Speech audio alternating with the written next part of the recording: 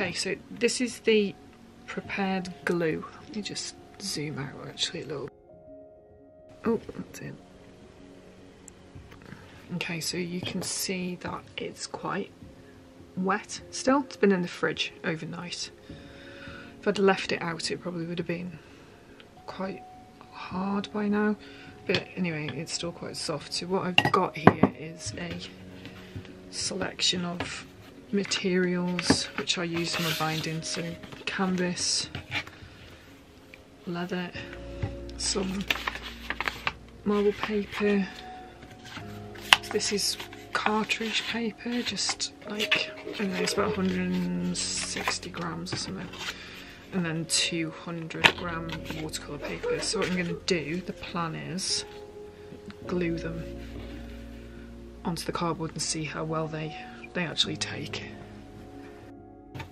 So I'm just using a piece of board that's actually, it's quite thick, but it's not actually something I use for binding. It's just find a piece of paper. Let's see. There you go. It's actually just a back off a sketchbook that I'm using. So here we go, just using it the same as the glue. Just going to paste it on. It's got a colour to it. Don't know, that might end up being a problem or not, we'll see. Okay, so I just put a reasonable amount on there. I'm just going to bob it on here. It also has a smell. I anticipate this is going to be one of the things actually that ends up being a disadvantage. Not the smell itself, but the fact that it's so organic. So, but we'll see. That's so far so good. Myself in a right old pickle here. This is the cartridge paper. No problem on this paper because it's so thick. Put that on there. There's a piece of marble next. It's like, it's marble paper, so it's not the original marble. Actually, it might be an advantage to get a piece of the sort of heavier marble and see how that works as well. I'll grab a piece of that in a second down the drawer. It doesn't have a, you know, it's not as wet as the PVA type base stuff, so it's not seeping. This is cotton canvas, which I use, it's paper backed.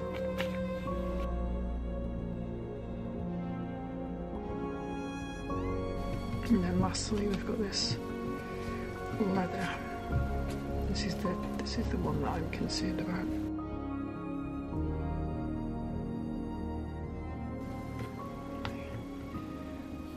Because when you're doing corners, obviously with books, you've got to stick the leather to the leather, so because there's that overlap, so we'll see how that settles as well.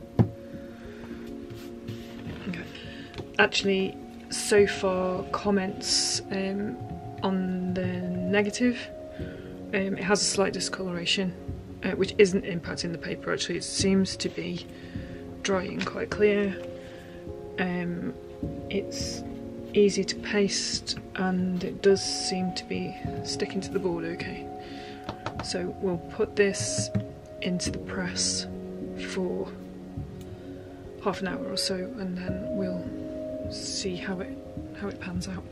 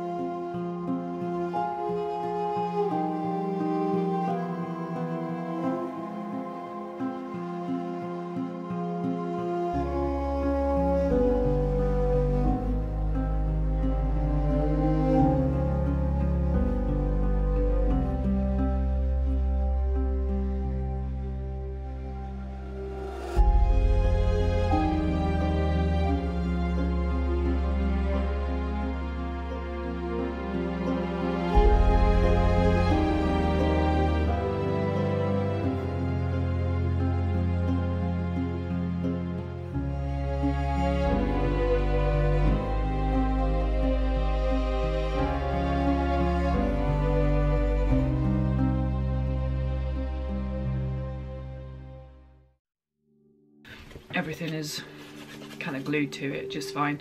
So this is the leather, and everything, yeah, everything's sort of stuck really well. So you can see it's like, yeah. So paper on card, brill. Leather on card, really good. Leather on leather, pretty good. It was the drying time that got frustrating. So I tried to put head and tail bands on the book, and they weren't drying, so that took extra time as well. So yeah, and somewhere here I have the book that I was actually working on, so we can have a quick look at this. Yeah, stop looking at the mess behind me, because you know. So here it is. It's, yeah, it's good. It's like I say, the book block itself on the spine wasn't used, but the leather to the board looks good. The corners are good, they've stuck. So yeah, I'm waffling, but my review of this wheat paste glue is that the drying time is off. It is quite strong. It doesn't last very long. You can keep it in the fridge for 3 or 4 days, but I feel it, you know, after that. I left one out and it went all like weedy. So if you're making it and you're using it the same day for a paper, then yeah, it's absolutely fine. But I'd say if you're not and you're using it, so if you need something that's lasting a bit longer, then this is not for you. That's it. Thank you for watching. I hope it's interesting, and yeah, do let me know in the comments if you have a go, or if you intend to have a go, because it is quite useful stuff. The Victorians probably had a knack for this.